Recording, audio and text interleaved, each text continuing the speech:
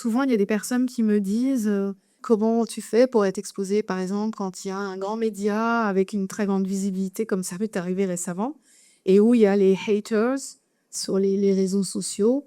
La première fois que ça m'est arrivé, il y a très longtemps, je voulais disparaître sur une île déserte, un trou de souris et puis avec le temps, je me suis pas habituée, hein, mais j'ai tellement et je continue encore travailler sur, cette auto-bientraitance, ce regard sur moi, de différencier le regard sur moi, bien traitant, du regard d'autrui, de faire la différence, et cetera, que ça va renforcer.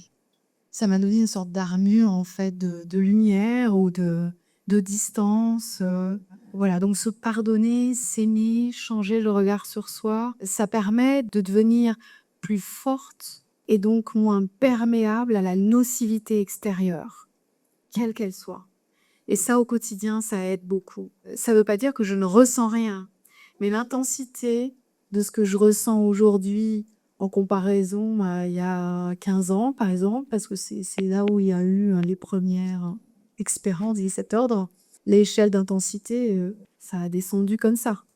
Et ensuite, prendre suffisamment soin de soi pour ne pas s'exposer inutilement. Par exemple, regarder une commentaire. Et dans la vie de tous les jours, pour chacune d'entre vous, c'est faire des choix beaucoup plus conscients. Quelle personne, quel environnement va être nocif ou bon pour moi?